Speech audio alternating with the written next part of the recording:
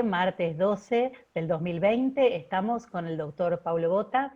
Él es doctor y diploma en estudios avanzados por la Universidad Complutense de Madrid, licenciado en Relaciones Internacionales por la Universidad Católica de Córdoba, le van a ver un acento ahí que tiene, profesor protitular y director del programa ejecutivo en Medio Oriente Contemporáneo de la Universidad Católica Argentina. Es profesor asociado de la Escuela de Estudios Orientales de la Universidad del Salvador, director del Observatorio Militar de Medio Oriente de la Escuela Superior de Guerra Conjunta de las Fuerzas Armadas. Es coordinador del Comité de África del Norte y Medio Oriente del CARI. Como ven, un currículum, y este es la suma del currículum, una parte cortita del currículum, porque realmente no solo es un gran colega, sino que es un gran profesor. Tenemos el honor de tener acá a Paulo Botta. ¿Cómo estás, Paulo? Gracias por estar con nosotros acá. Hola Luciana, buenas tardes a todos. Muchas gracias por la invitación para compartir un café, un mate y charlar un rato de estos temas.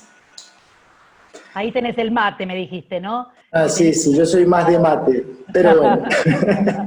Muy bien, bueno, tomando un matecito, nosotros desde el CEPI todos los días lo que vamos viendo es que esta cuestión del virus y la pandemia nos ha obnubilado y sabemos que en las relaciones internacionales seguimos teniendo un montón de crisis y conflictos en un mundo convulsionado que encima tiene un virus que globalizó un problema que algunos observadores y analistas lo veían venir, otros no tanto.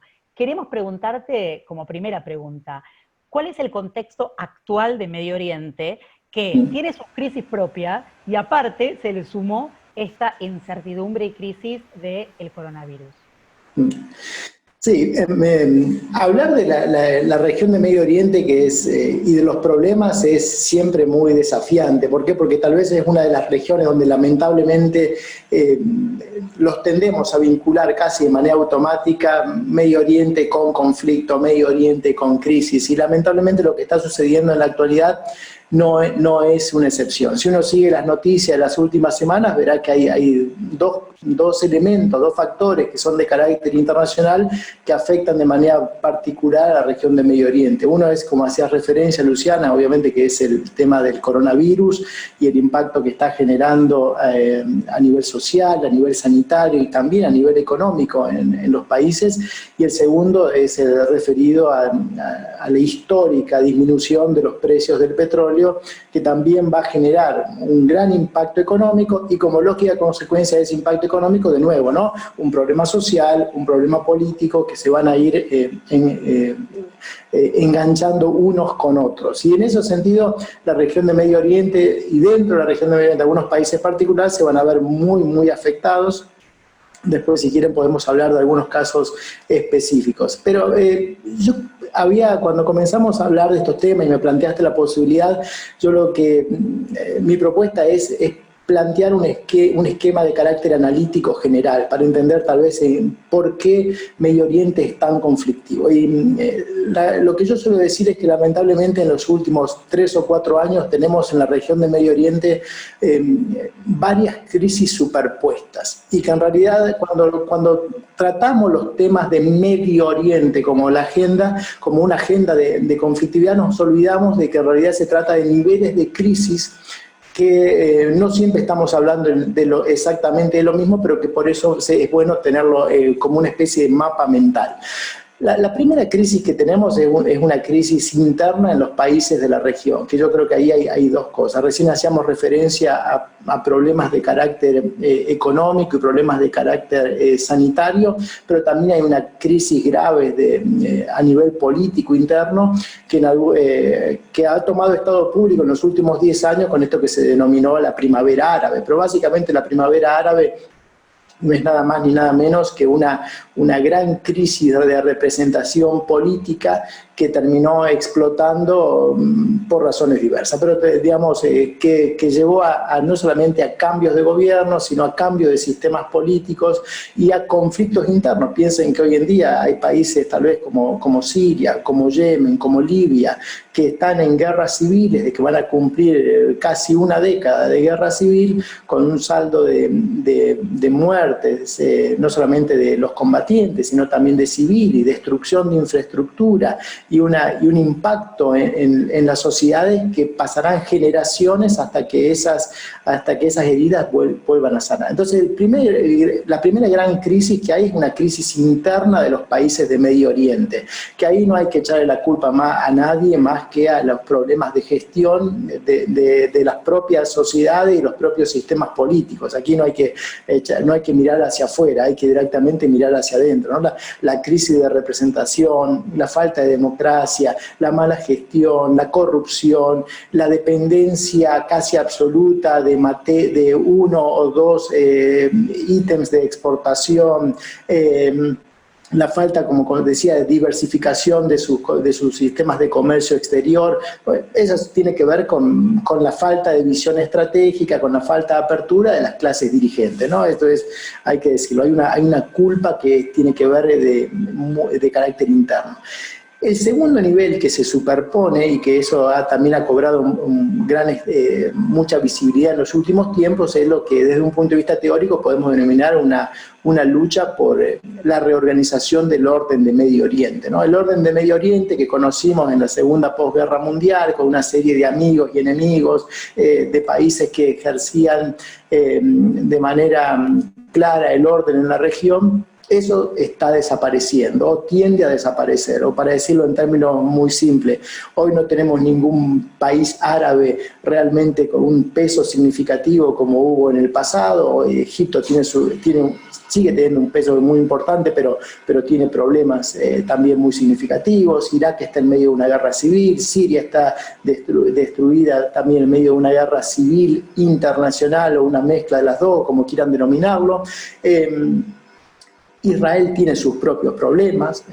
En los próximos días veremos por primera vez en la historia de Israel a un primer ministro en funciones yendo a escuchar una acusación, algo que nunca pasó en la historia de Israel, 3 elecciones en un año. No hay mucho que decir acerca también de la crisis que está pasando, ni que hablar tal vez de Turquía, ¿no? Un socio de la OTAN comprando armamento ruso, directamente involucrado en un conflicto como el sirio, y ni que hablar de Irán, obviamente, con de nuevo la tormenta perfecta en el caso de Irán, donde se mezclan varios elementos. Pero en realidad, cuando estamos hablando de estos países, lo que estamos hablando es de que están intentando reacomodar su situación regional. Lo que estamos viendo es como no se veía, yo diría casi desde la segunda posguerra mundial, estamos viendo en vivo y en directo un reacomodamiento del orden regional de Medio Oriente. Eso es lo que está pasando. En el fondo, cuando decimos Irán quiere hacer la bomba nuclear, Irán quiere llevar una política exterior agresiva en la región, lo que estamos diciendo es que está queriendo organizar la región en función a sus propios intereses. Cuando decimos exactamente lo mismo con Turquía, podemos decir las mismas palabras. Entonces, los países de la región no se sienten cómodos con el orden regional y el papel que les ha tocado realizar, y por eso están tratando por todos los medios de modificarlo.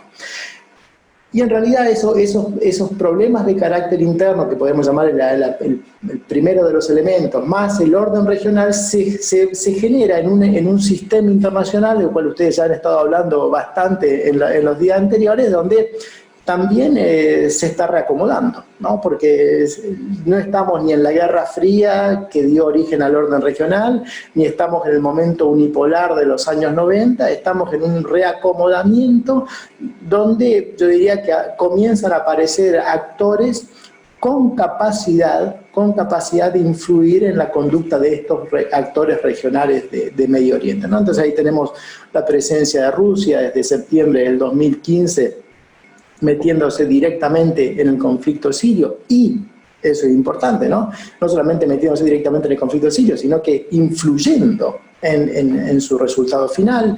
Tenemos a China cada vez más imparable, su presencia económica en la región, ¿no?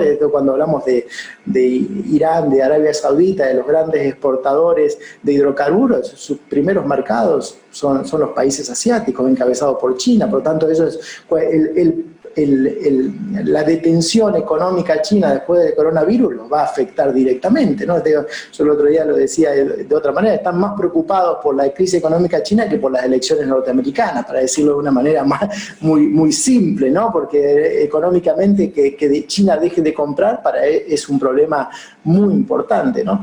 Entonces tenemos un reacomodamiento de las grandes potencias y también signado, esto no es un secreto, por un gobierno de los Estados Unidos donde por primera vez en muchas décadas decide resignar posiciones en la región para centralizarse en otras áreas, ¿no?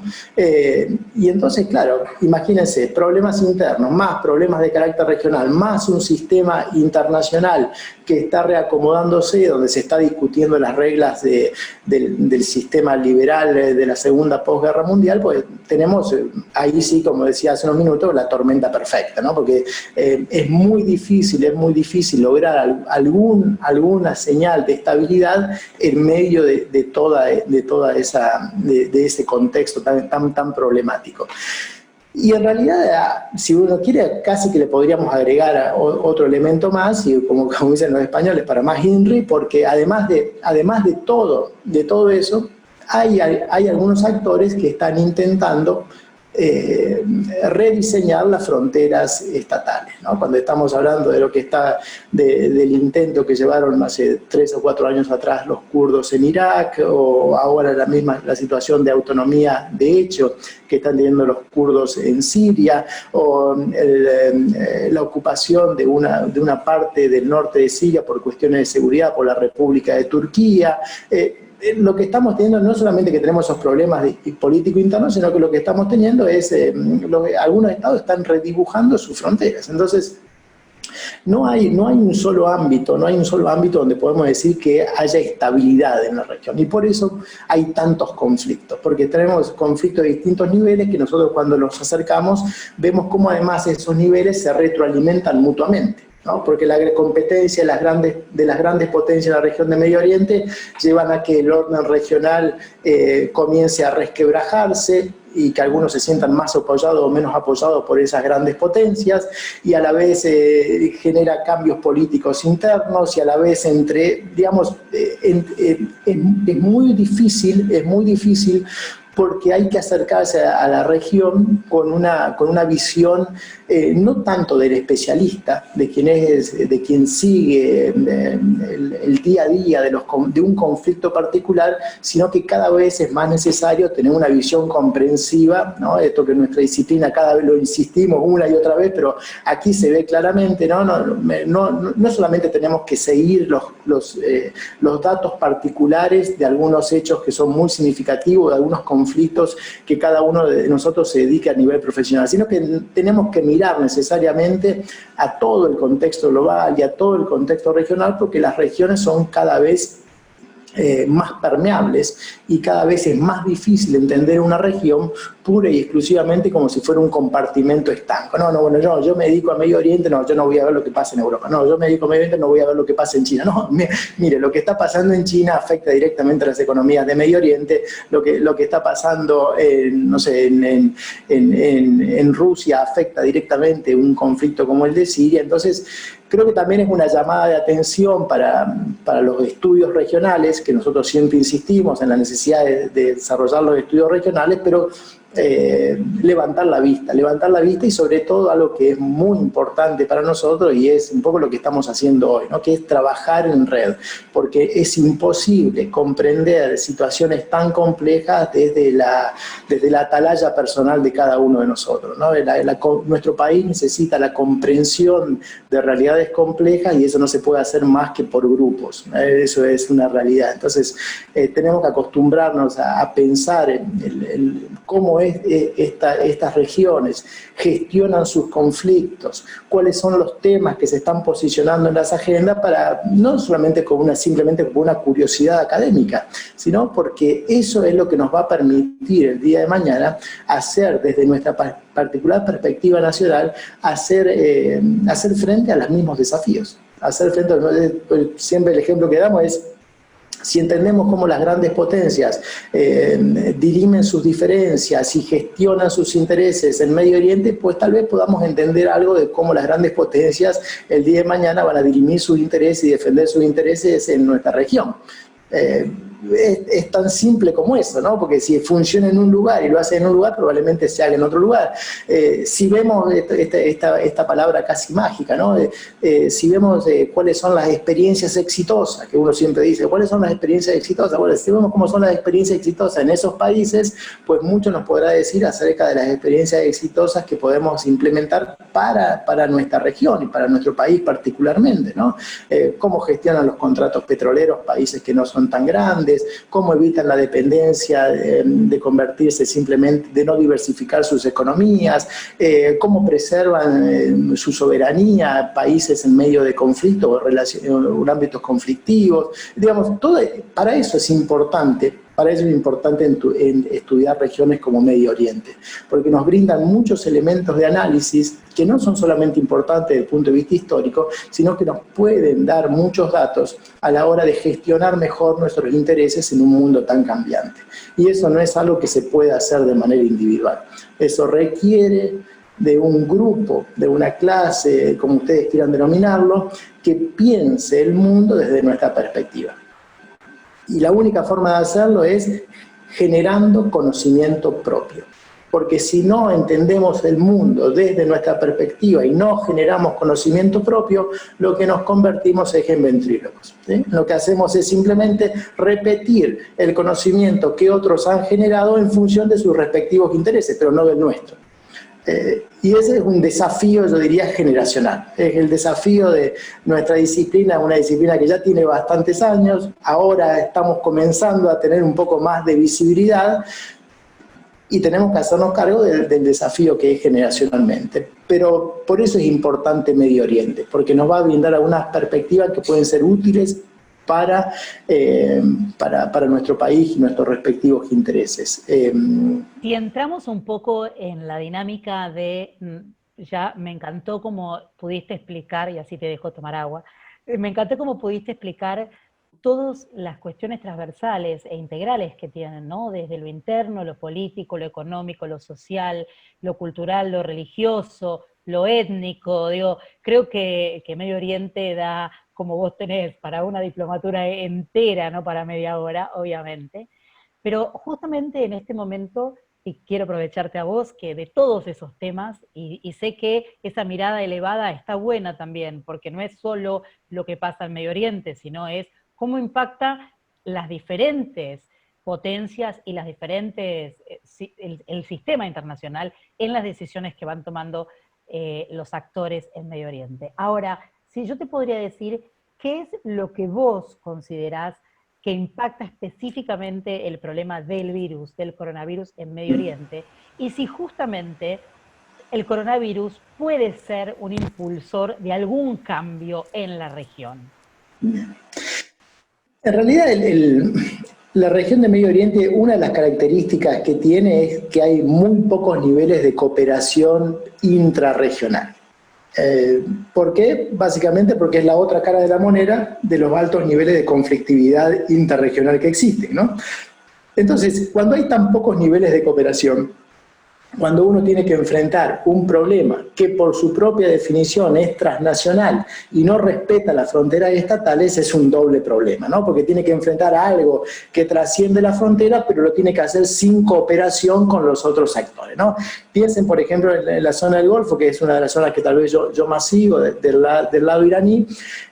Desde febrero comienzan a través de vuelos directos, directamente en tránsito, ¿no? Pero si hay una región donde, lo voy a decir de esta manera, si hay una región donde políticamente haya una fractura, es la región del Golfo. Ya desde el nombre, Golfo Persio, Golfo Arábigo, pero Irán de un lado, los países árabes del otro, ahí hay una fractura clara políticamente. Pero si uno comienza a ver las estadísticas, ve que desde el mes de febrero hay contagios. ¿Por qué? Por vínculos de carácter personal, familiar, comercial, de transporte. Esto es la frontera en términos sanitarios y en términos humanos, es mucho más porosa que la frontera en términos políticos. Y entonces, un problema en Irán me genera un problema en todos los otros países árabes del Golfo, un problema sanitario como el que estamos viendo aquí. Pero a la vez nos encontramos con una solución donde no hay mecanismos de cooperación. No solamente que no hay mecanismo, piensen esto, ¿no?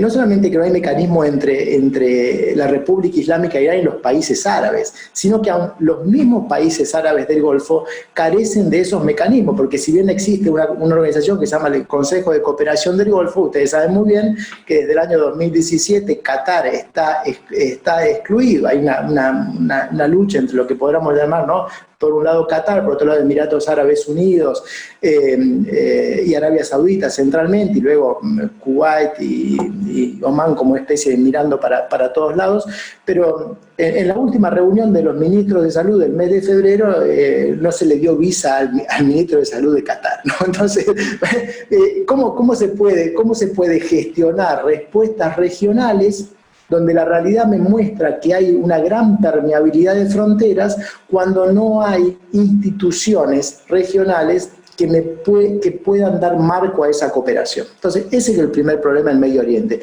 Y esto, en la crisis del coronavirus, desnuda esa realidad. Tenemos sociedades que económicamente o a nivel personal o familiar están muy vinculadas, pero políticamente no hay marcos de cooperación. Entonces, estamos en el peor de los escenarios. Y ese es un dato que lamentablemente no va a cambiar. Vos recién preguntabas, ¿esto puede dar origen o puede ser el puntapié para mayores niveles de cooperación? Hasta donde hoy podemos ver, ¿sí?, hasta hoy, 12 de mayo, no se ve, ¿no? Porque ha habido algunos intentos de avanzar o de proponer algunos entendimientos, pero ninguno ha cuajado, ¿no? Y eso es muy complejo, porque piensen, no sé, estamos hablando recién del conflicto sirio, ¿no? Piensen en un país con tanta, de lo cual no solamente los desplazados internos, sino también los que se han sido expulsados del país por esta situación de violencia, los que tengan o no tengan el estatus de refugiados, que viven en situaciones humanitarias bastante complejas. Bueno, vos, Luciana, lo sabés muy bien. ¿Qué pasa cuando hay una situación como la del coronavirus en un campo de refugiados? No, obviamente, es población súper vulnerable y en situación de doble vulnerabilidad. No. Entonces, eso es lo que pasa, ¿no? Tenemos situaciones muy claras donde las fronteras son permeables y la potencialidad del problema es muy grande, pero después no tenemos ningún ámbito de cooperación establecido y hay muy poca voluntad de generarlo. Totalmente. Ni siquiera cooperación en términos de ciudadanía, ¿no? Desde la sociedad civil. Eso también marca una clara... un claro ejemplo dentro de Medio Oriente, ¿no? Que la sociedad civil tampoco es activa para generar vínculos entre sí, por diferencias obviamente ancestrales que implican eso. ¿Y cómo crees, con esta tormenta perfecta, que afectó el tema del petróleo en los posicionamientos regional y extrarregional? Sabíamos que Irán tenía buena vinculación con Rusia, Arabia Saudita, con Estados Unidos. Digo, había un juego entre diferentes actores regionales y potencias internacionales. ¿Cómo está actuando específicamente la crisis del petróleo frente a esta situación? Mira, hay dos cosas que me gustaría señalar. La primera es cuando hablamos de las grandes potencias del Medio Oriente, hay un hecho que es significativo, y es que a riesgo de ser muy simplista, lo que podría decir es que las grandes potencias tienen distintos esquemas de vinculación con los países de Medio Oriente. Nosotros estamos acostumbrados tal vez a hacer mucho hincapié en la forma en que Estados Unidos gestiona sus intereses en la región, que es algo que se viene arrastrado desde hace muchas décadas y que es bastante simplista, ¿no? Estados Unidos elige un amigo y un enemigo y en función de eso ordena sus vinculaciones en la región. ¿Quién es mi amigo? Y quiénes son los amigos de mi amigo son mis amigos, y quiénes son los enemigos de mi amigo son mis enemigos. Inclusive Estados Unidos tiene como amigo a dos enemigos, ¿no? Arabia Saudita e Israel. Digo, Ahora los niveles de cooperación entre los dos son muy importantes. Ya ok. han dejado de estar debajo de la mesa y ahora directamente Bien. se hacen sobre la mesa. Pero digo, sí es cierto, digamos, esa es la forma de cooperación que, o mejor dicho, la forma de vinculación regional que ha tenido históricamente Estados Unidos. Con Rusia en los últimos años hemos visto un esquema distinto. Rusia es, el esquema, lo voy a decir de esta manera, es habla con todo el mundo. ¿Sí?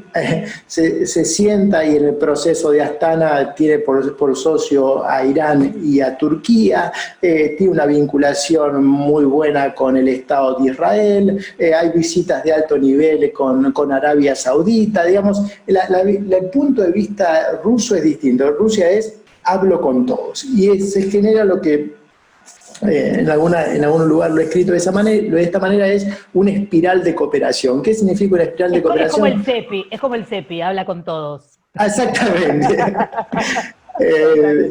Digamos, el espiral de cooperación es que nadie quiere levantarse de la mesa por temor de dejar un espacio a otro. Entonces, en esa espiral de cooperación termina ganando Rusia, obviamente que es muy claro. Mientras que la forma de que se vincula China es distinta. China tiene una forma de vincularse donde se priorizan los ámbitos de carácter económico y no se hacen preguntas en otros temas de carácter político, ¿no? Entonces, la idea es distinta, ¿no? Se ingresa por el lado económico y posteriormente luego se verá qué se puede hacer en otros ámbitos. Pero digo, esto que la forma de vincularse de las grandes potencias en la región, también con el caso que vos consultabas, con el caso del petróleo, también obviamente que tiene respuestas distintas. ¿Por qué? Porque Rusia es el país líder dentro de lo que se llama el OPEP+, ¿no? Esta organización de 10 países que no forman parte del OPEP, pero que a partir de los últimos 5 años han logrado un acuerdo con el OPEP para coordinar sus políticas de producción y de esa manera influir en el precio internacional. Pero no todo es cooperación, ¿no? Estamos viendo esta crisis entre Rusia y la Arabia Saudita que ha marcado básicamente el eje de lo que estamos viendo, ¿no? Lo mismo podemos decir con Rusia e Irán, son relaciones muy complejas que se resisten a esa simplificación de son amigos o son enemigos. Son amigos en algunas áreas donde tienen muchas áreas de cooperación y son competidores en otras áreas, particularmente en estos ámbitos, porque también, fíjense, hay un caso muy simple. Mientras Irán esté fuera de los mercados internacionales de hidrocarburos, significa que el porcentaje que le corresponde a la Federación Rusa será un mayor. Totalmente. Claro. Entonces, digamos, ahí no hay otra, la lógica estatal, el Medio Oriente, sigue siendo la preeminente. Por eso, analizar Medio Oriente desde la óptica realista a veces da buenos resultados, ¿no? ¿Por qué? Porque se acerca bastante a la realidad, aunque obviamente eso no obsta de que haya otras visiones, ¿no? Por eso sos tan amigo de Bataleme. Está bien, igualmente hablaste de cooperación, estás hablando más de cooperación que de competencia. No, pero digo, sí, Y creo que por eso nos da más herramientas de análisis. Exactamente, ¿sabes? Porque la lógica estatal es una lógica que salta a la vista. Y con respecto a la pregunta de cómo impacta el precio del petróleo, mire, yo creo que hay algunos países donde lo que se debate no es cuál es el impacto, lo que se debate es si el impacto va a ser permanente o va a ser transitorio, pero no hay lugar para no sentir el impacto, ¿no? Estos días la Arabia Saudita, probablemente lo hayan visto, noticias, han pasado el IVA del 5 al 15%, nosotros de Argentina nos reímos ante pero digamos para ellos es muy importante terminar con algunos apoyos que dan el gobierno saudí mensualmente a todos sus ciudadanos, con beneficios y exenciones. Entonces, desde un punto de vista teórico, cuando un Estado comienza a depender más del impuesto de los ciudadanos, está esta vieja idea liberal, ¿no? No taxation without representation, ¿no? Sí. Entonces, esto que en algunos países se ha dejado de lado porque los ciudadanos, el Estado se mantiene por otros medios que no son los como impuestos de los ciudadanos. Como en Kuwait, que no se cobra impuestos. Exactamente. Es un Estado que no cobra impuestos a los ciudadanos. Ahora bien, cuando empiecen a cobrar impuestos, el otro lado van a exigir algún tipo de representación política. Obvio. Entonces, ahí vemos donde una crisis que se extiende en el tiempo y en el cual los actores tengan que generar modificaciones sustanciales en la vinculación económica entre el Estado y los ciudadanos, va a generar después consecuencias que van a ir mucho más allá de lo económico, que es lo que uno está analizando. Y creo que ahí hay países que... todos los países del Golfo, para decir los que más van a sentir este impacto del petróleo, desde hace por lo menos 5 o 7 años han presentado lo que se llama visiones, ¿no? O sea, son proyectos de diversificación de sus economías, aunque en realidad para hacer eso necesitan recursos y voluntad política, ¿sí? Y una de las dos cosas ha fallado en casi todos, ¿no? Entonces ahora que se encuentran con una situación donde el contexto ha cambiado, tienen un plan, pero lo tienen que hacer a marchas forzadas o no tienen los recursos para implementarlo. Y entonces es lo peor que le puede pasar a alguien, ¿no? Que haya previsto una situación y que luego no haya tomado las medidas como para tratar de subsanarla. Genial. Vamos a pasar a las preguntas que sé que docentes de la UBA y amigos como Julio Burtman, como Cacheiro Frías, que también es un docente muy, muy querido nuestro también de la Facultad de Derecho, quieren hacer algunas preguntas. Joana, te paso la posta. Sí, gracias, Luciana. Vamos a empezar con la primera pregunta que tenemos es de Julio Burtman. Le voy a dar la palabra. Hola. Hola. Sí. No, preguntaba simplemente si Paulo considera que la fuerza irregular que se está formando en Yemen del Sur puede poner en riesgo realmente a Arabia Saudita, ¿no? Leí por ahí algunas hipótesis que hablan de una capacidad de desestabilizar al gobierno, como que escaló mucho todo eso y quería saber qué opinaba él. Gracias. Hola Julio, ¿cómo estás? Un gusto saludarte.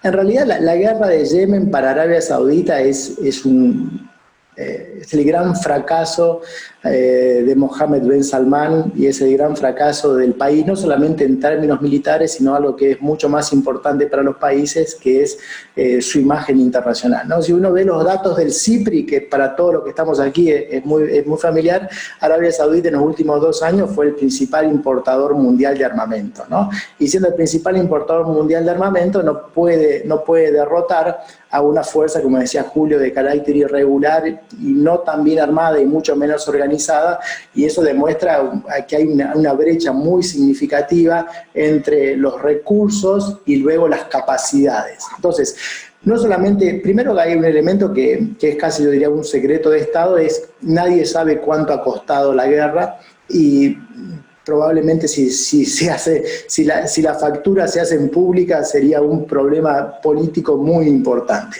En segundo lugar, en términos de la imagen regional de Arabia Saudita, ha sido un desastre, porque piensen que hasta hace 2 años atrás tenían en las afueras de Riad siendo atacadas con fuego de mortero, ¿no? Que es una cosa muy básica en términos militares, y eso significa que, bueno, que directamente toda la inversión que se hace en armamento es muy poco eficiente, ¿no?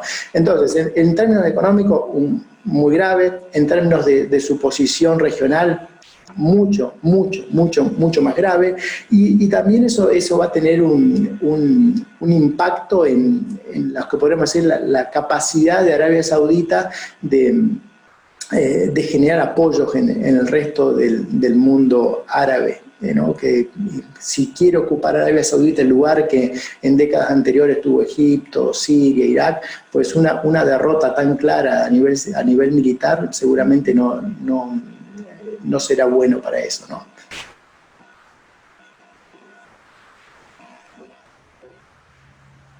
Ahora seguramente tenemos a otro de los colegas que va a querer preguntar. Sí, muchas gracias. Tenemos una pregunta de Roberto Cacheiro Frías. A ver, ¿qué tal? Buenas noches. Quería preguntarte, estimadísimo amigo, con esta cuestión que se está viviendo y que también detallaste en Medio Oriente, ¿pierde peso la cuestión palestina? Hola Roberto, ¿cómo estás? En realidad la cuestión palestina, que durante décadas fue el tema central de lo que se llamaba la calle árabe, ha desaparecido. Hoy no es un tema de la agenda, no solamente no es un tema de la agenda, yo diría que casi no hay ningún país de la región que realmente considere que el tema palestino es un tema central, significativo. Ha desaparecido totalmente. Y eso es, para los propios palestinos, es un problema, ¿no? Porque se van a encontrar sin ningún tipo de estructura regional de apoyo. Y ahí creo que es Medio Oriente una zona de muchas paradojas, ¿no? Pero es muy significativo la que tiene que ver con Palestina, porque siempre decimos, cuando en la facultad hablamos de Medio Oriente, siempre decimos que una de las características centrales del sistema regional de Medio Oriente es que tiene un alto grado de artificialidad, porque muchas de sus unidades fueron construidas directamente en el siglo XX a partir de intereses occidentales, etcétera, etcétera, etcétera. Ahora bien, lo paradójico es que esa artificialidad hoy ha demostrado que es verdaderamente la realidad, porque a pesar de la artificialidad, Jordania piensa precisamente en intereses jordanos, a pesar de la artificialidad, Líbano piensa en intereses libaneses, porque con el paso del tiempo, esos estados que podrían haber tenido ese problema de origen, hoy han evolucionado y en muchos casos las identidades estatales y los intereses nacionales cobran significación. Y eso hace que obviamente que un tema como el palestino disminuya su poder, su influencia relativa en la agenda regional. Pero para decir claramente tu pregunta, en el Medio Oriente hoy el problema palestino no es un tema importante solo en un ámbito retórico, ¿sí? Y en algunos momentos particulares, pero más allá de eso, no.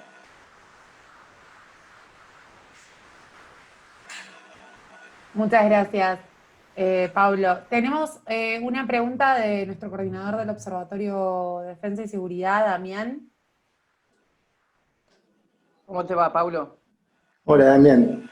¿Cómo andás? Sí, quería preguntar, en Israel pareciera que acontecimientos como el coronavirus terminan jugando a favor de Netanyahu para formar un gobierno de unidad nacional y seguir evitando los cargos de corrupción. ¿A qué responde la figura de Netanyahu como líder indiscutido de Israel, ¿no? Sí, yo no sé si evitar, porque ahora el 24 de mayo va a tener que ir a escuchar los cargos leídos por el fiscal del Estado, así que digamos, el proceso sigue avanzando, ¿no? Israel es un país que uno puede criticar muchas cosas, pero creo que hay algo que realmente Israel ha demostrado en las últimas décadas, es que su sistema de justicia funciona, ¿no? Piensa en, no sé, Ehud Olmert preso, el anterior presidente de Israel preso, digamos, el actual primer ministro en funciones teniendo que dar explicaciones, digamos, eso habla de que no, algunas cosas al parecer funcionan bien. Lo que hay que entender es que la crisis política israelí para todo el mundo resulta muy claro, es que no se trata de una crisis política que tenga que ver con opciones diferentes en cuanto a cómo gestionar el Estado y cómo gestionar sus políticas con respecto a los países de la región. Ha sido un conflicto entre figuras del mismo arco político, ¿sí? Ha sido más bien una lucha entre líderes del mismo arco político, entre Gantz y Netanyahu en los temas duros de política exterior. No hay diferencia significativa, ¿no? De hecho, han trabajado juntos una buena parte del pasado. Entonces creo que ahí hay que entenderlo más bien no como una lucha por distintas concepciones del lugar que tiene que tener Israel en la región, sino como una lucha interna, ¿no? Que ha tomado luego una significación importante, porque la polarización ha hecho que haya tenido que ir más de una vez los israelíes a las urnas para tratar de formar gobierno, ¿no? Y ese es otro problema del sistema político iraní, porque Israel en los años 90 intentó cambiar la elección directa de primer ministro y también hubo problemas con eso, ha regresado al sistema tradicional parlamentario y ahora hemos vuelto a tener, como se ve en este caso, los problemas con esto. Creo que ahí hay otro problema distinto, que es el tema de la ingeniería política, donde se ve que lo que funciona en un lugar no necesariamente funciona en otro, y además que las sociedades van cambiando. Hoy la sociedad israelí, y creo que la división lo muestra, es mucho más diversa y más compleja de lo que algunos estarían dispuestos a aceptar, ¿no? No solamente el éxito electoral de los partidos árabes, la influencia, como dicen, del kingmaker, ¿no? de los partidos que representan a los inmigrantes que hablan ruso, los sionistas y la derecha tradicional, la crisis del laboralismo, digamos, lo que muestra claramente es que la sociedad israelí es cada vez más compleja, y que lo que le pasa a muchos países, no son la excepción ni mucho menos, y es que los cambios van siempre por detrás de las sociedades, ¿no? y cuando van más o menos al mismo paso, las cosas funcionan, y cuando la sociedad avanza mucho y los sistemas políticos no van tan al paso, pues se generan estos cuellos de botella. Gracias. Muchas gracias. Le vamos a dar la palabra ahora a Carlos Jurina. Muchas gracias. Buenas tardes. Primero que nada, me gustaría preguntarle, esto es más una pregunta hipotética, pero en el caso de que las grandes potencias, para aliviar un poco las tensiones que se tienen dentro de cada nación, decidan hipotéticamente asignarle un territorio físico a un posible estado del Kurdistán, ¿cómo usted cree que este estado del Kurdistán afectaría a la estabilidad de la región? ¿Sí? Tener un estado donde los kurdos que no se sientan representados culturalmente por los distintos estados de Medio Oriente, porque es cierto que no se sienten representados y siempre están organizando revueltas, o bueno, no siempre, ¿no? Pero hay grupos armados del Kurdistán que buscan independencia. ¿Cómo cree que un estado del Kurdistán afectaría, permitiendo que claramente haya kurdos que puedan emigrar a este estado para así sentirse más representados? O si en vez de crear un ambiente más pacífico donde los kurdos puedan emigrar, cree más tensiones dentro de la región, porque es claro que un otro estado dentro de una región ya conflictiva crearía más las tensiones, alimentaría más las tensiones crecientes dentro de los estados de la región. Gracias. El problema kurdo es un problema que creo que la comunidad internacional, la última vez que lo tomó en serio y lo discutió fue en la conferencia de París de 1919, luego lo barrió debajo de la alfombra, y ahora en los años 90 resurgió en Irak, y ahora tal vez en Siria, ¿no? En realidad yo creo que es mucho más complejo. ¿Por qué es mucho más complejo? Porque en realidad nosotros estamos acostumbrados a hablar de los kurdos como una unidad, pero en realidad no representan una unidad. No representan ni una unidad ni desde el punto de vista lingüístico. Incluso hay algunos que dicen que el idioma kurdo como tal no existe, sino que las grandes diferencias entre el kurmanji y el sorani, que son los dos grandes dialectos, son casi dos idiomas distintos, pero eso es una cuestión que interesa particularmente a los lingüistas y a los que podamos después tratar de extrapolar algún tipo de consecuencia política de eso. Pero más allá de diferencias culturales, es cierto que hay diferencias de políticas sustanciales, no solo las diferencias entre las tradicionales organizaciones en las cuales se han organizado los kurdos, sino que piensen que desde el año 90 en adelante, desde el establecimiento de la zona de exclusión aérea de Irak, la zona del norte de Irak, y mucho más después del año 2003 y la nueva constitución iraquí y del referéndum de hace 3 años atrás, el gobierno regional del Kurdistán tiene casi un estatus de autonomía rayano a una estatalidad plena, ¿no? Y eso no ha generado ni que los kurdos iraníes, ni que los kurdos turcos, ni que los kurdos sirios vayan en masa a esa región, ¿no? ¿Por qué? Porque además dentro de esa kurdeidad, si se me permite, no sé si existe el término en español al respecto, pues hay diferencias sustanciales. Y lo mismo está pasando hoy en día con el caso de la autonomía de hecho que existe en Siria a partir de lo que se ha generado de la guerra civil, donde en ese caso, y haciendo hincapié en tu pregunta, el proceso de Astana dice claramente que la integridad territorial de Siria es una de las líneas rojas que no debe cruzarse, ¿no? Y ahí creo que hay tanto Rusia como Irán y Turquía, por intereses diversos, y yo creo que también Estados Unidos al respecto, están de acuerdo en que no debe tocarse ese tema. Entonces, creo que primero habría que acercarse más que como el tema kurdo en general, habría que ver cada caso particular, y en realidad en función de eso creo que habría que analizar la situación. Y luego entender que para las grandes potencias hoy la modificación de fronteras no parece, hoy por lo menos no parece ser una opción válida. Muchas gracias. Gracias, muy interesante. Tengo desde Colombia una pregunta de Linda Silva.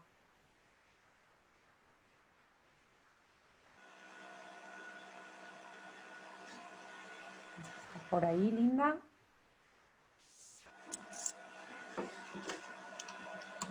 Me parece que...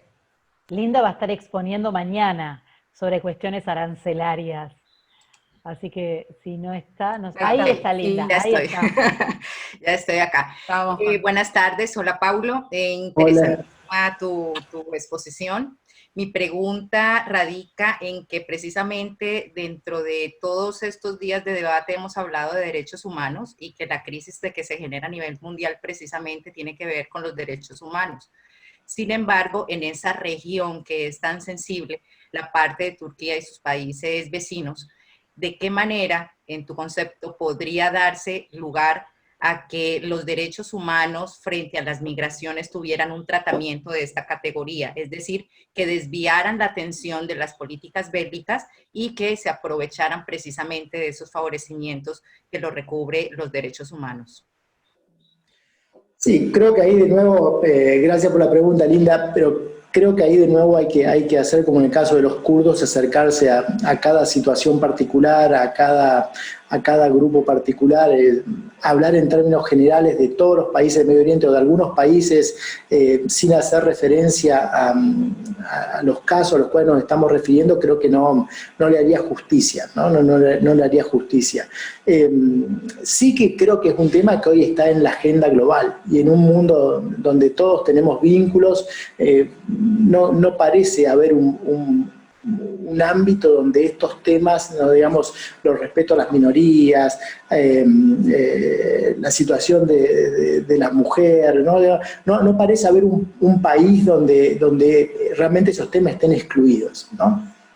Fíjense, no sé, en el éxito de la película del año pasado, esta película saudí, La Candidata, donde habla precisamente de eso, ¿no? De una médica que quiere presentarse, elecciones y cómo la diferencia que existen entre las leyes que supuestamente dan una igualdad y la sociedad que no acepta esas leyes. Entonces digo, ni siquiera un país que uno tiende a pensar como muy conservador en esos términos como Arabia Saudita, presenta una película donde refleja claramente esas contradicciones, y lo mismo podemos decir con respecto a otros países de la región. Entonces creo que en realidad es un tema que está en la agenda, es un tema que las sociedades de Medio Oriente no están separadas del resto de la humanidad en ese sentido, pero luego cada país, cada grupo particular, deberíamos acercarnos específicamente a ello. Yo sinceramente no soy un especialista en temas de derechos humanos en Medio Oriente, lo veo más bien desde el punto de vista de la seguridad,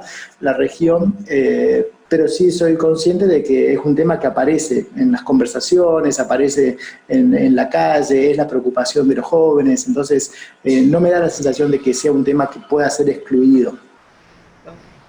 Gracias.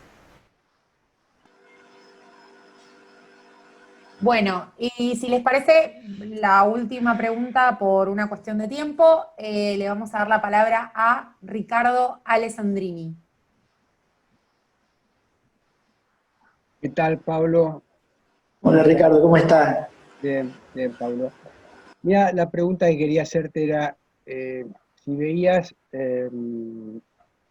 alguna emergencia de otro grupo similar a ISIS que reuniera esas características en estos tiempos? Y es la gran pregunta, ¿no? Es la gran pregunta, porque desde un punto de vista estrictamente de la seguridad, lo que se ha terminado es el control territorial significativo que tenía ISIS. Lo que se ha terminado o se ha afectado de manera muy importante es la capacidad económica, pero quedan los recursos humanos, ¿no? En términos de empresa, ¿no? Quedan los recursos humanos y quedan también mucha población desencantada que podría ser caldo de cultivo para estas visiones violentas y radicales.